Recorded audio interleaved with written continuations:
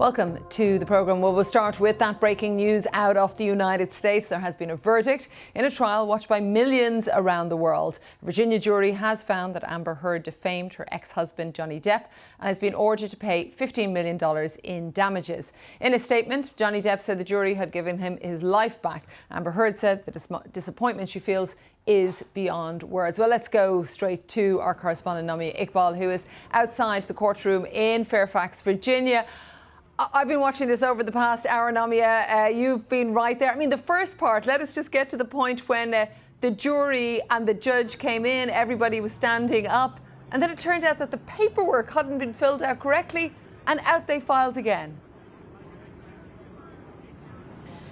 That's right. It's because the jury of 5 men and 2 women had to also decide what damages they were going to award both individuals. So they had to go away and fill out that part of the verdict sheet and decide what damages. And that led to this whole flurry of speculation, because if you're awarding damages, it means that somebody has won. Mm-hmm. And then a short while later, they delivered their verdict. And as that verdict was delivered, which ruled in favour of Johnny Depp, the reaction outside court was quite something. You have a lot of Johnny Depp supporters out here. They've been here for the 6-week trial. It has overwhelmingly been in support of him, and they started shouting and yelling and cheering and shouting, "Johnny, Johnny, Johnny."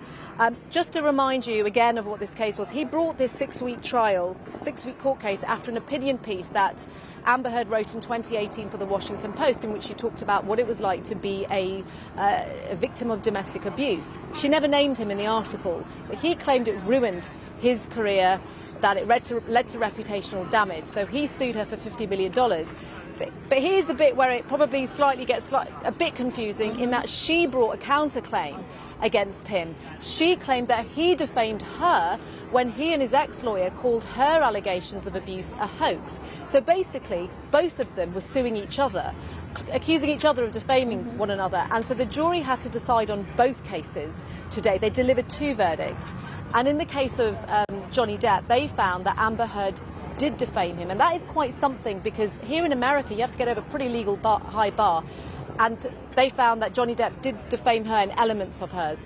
But this has been a trial that has captured the minds, I guess, of people in this country. It's been so high profile.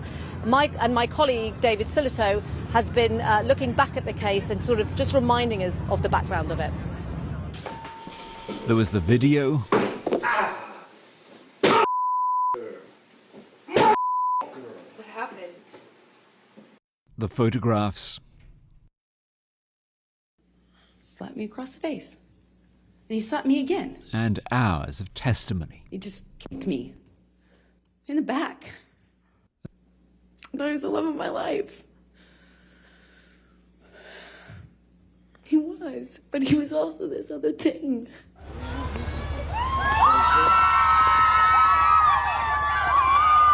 For 6 weeks, Johnny Depp has arrived at court each day to cheers. Amber Heard, silence, and sometimes worse. Can you please tell the jury why you're here today? Yes. The answer to that question was reputation. Johnny Depp, Hollywood star, was trying to prove to the world that his ex-wife's claims of domestic violence were simply untrue. And more than that, he was claiming that he was the real victim. Miss Heard, in her frustration and in her rage and her anger, she would strike out. She had given me a good chop in the ear, you know. Suddenly, and I said, "Go ahead, hit me." Bam.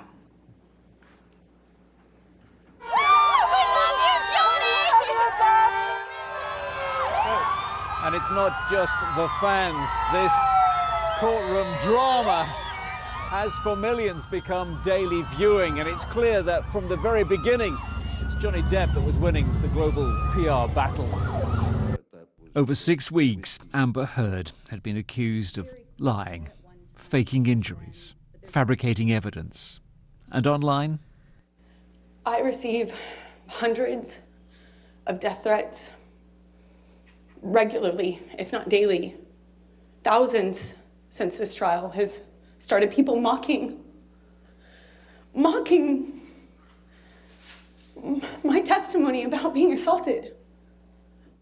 This was a case all about words. Amber Heard's right to say she was a victim of domestic violence, an accusation that Johnny Depp says was simply a lie. He was the victim here, and the jury and much of the watching public has, after hearing it all, believed him. So some of the background there from David. Well, Naomi is going to stay with us, but I just want to bring Johnny Depp's team, speaking his legal team just a few moments ago. Our judicial system is predicated on each person's right to have his or her case heard, and we were honored, truly honored, to assist Mr. Depp in ensuring that his case was fairly considered throughout the trial. We are also most pleased that the trial has resonated for so many people in the public who value truth and justice. Now that the jury has reached its conclusive verdict, it's time to turn the page and look to the future. Thank you all so much, and thanks to the jury. Thank you so much. So that was the legal team for Johnny Depp, but no sign of Johnny Depp, Namia? No, he's not here. He's not even in America. He is believed to be in the UK. A lot of his fans are here, though. They've been here for the entire 6-week trial. I did speak to one girl that was here, a teenager, and she said to me that I asked her, why have you come? And she said it was a once-in-a-lifetime opportunity to be here, and that's because she is a big Johnny Depp fan, and she had followed the case, interestingly, on social media.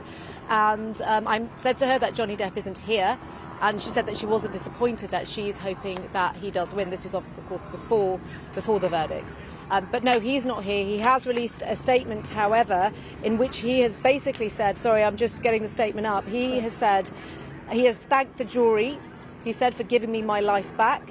He says, from the very beginning, the goal of bringing this case was to reveal the truth, regardless of the outcome. The best is yet to come, and a new chapter has finally begun. Amber Heard has also given a long statement in which she says that she is heartbroken by the result of this verdict. So she is obviously here, but she's now left. But no, Johnny Depp wasn't here in court to see him win the case. His lawyers did give a brief statement outside court just a few moments ago. And just before I let you go, Namia, so it is 15 million that has been ruled in favour of Depp, shall we say. Then there was 2 million, if I have that correct as well, on the counter-suing, in the sense of that some aspects Johnny Depp did defame Amber Heard, but obviously not to the numbers that she was asking. That's right, and the jury decided those damages, which is why we had a slight delay before we actually got to the verdict. But for Amber Heard, it doesn't really mean anything, because what she's been awarded, she has to pay him those damages. So for her, it is a loss in that sense as well. Namia, thank you so much for bringing us up to date outside that courthouse in Fairfax, Virginia. Well, joining me now is Martha Gill. She's columnist at The Observer and has written extensively on this case. Great to have you with us, Martha. You know, Namia was talking to us there a little bit about some of the fans that had turned out for Johnny Depp, even though he is not in the country. And you have experienced that as well. I think some of them that were dubbing themselves the Deppford wives that were trying to find him when he was in the UK performing at a concert. I mean, how do you understand this verdict? How do you understand that fandom for him? Some that weren't even aware of him before this case. Yes. So as to the verdict, I think in the way I understand it, in regards to Me Too, for example, this is not a straightforward, even though this is the way that the jury has gone, this is not necessarily a straightforward case of, vindictive liar framing her ex-spouse. There was a previous court case which finds in conflict with this one in the UK, where Johnny Depp was found to be responsible for 12 counts of assault, and the Sun newspaper was awarded the right to call him a wife beater. So this raises the possibility that in fact Johnny Depp was an abuser who has effectively used the courts to sue Amber Heard for defamation. This is a possibility. So that opens up a couple of quite worrying things. One, that other abusers will, if indeed Johnny Depp is, have the possibility of it continuing their abuse through the courts by suing their alleged victims for defamation, and it might discourage victims from coming forward. So that's how I find the verdict. But as for the general reaction to the trial itself, that goes above and beyond the verdict. I mean, the efforts to humiliate Amber Heard were industrial. They were all over social media. There were TikTok games, mocking her allegations of abuse and rape. Saturday Night Live mocked her too.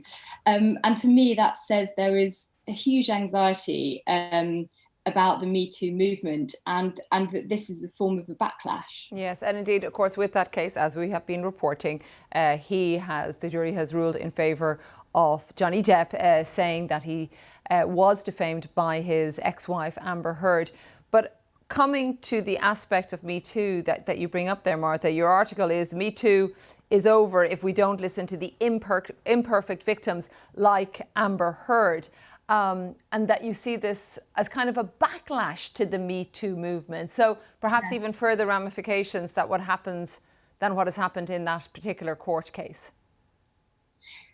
Yes, I mean, so I think that there was a big anxiety about Me Too, and the figure of Johnny Depp represents that anxiety perfectly. The anxiety was really that any man, even very powerful men who the courts normally treat fairly, could be treated unfairly and brought down at any moment.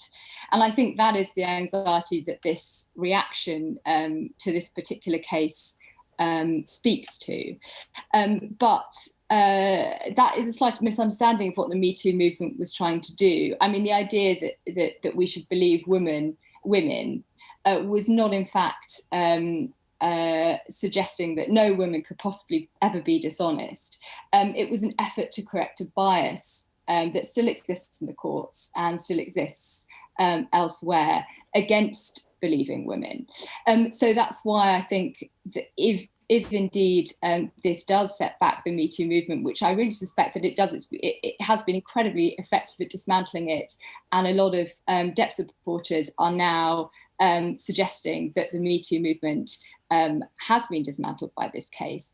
That would be a bad thing, because I think what the Me Too movement was doing was correcting a problem that still exists.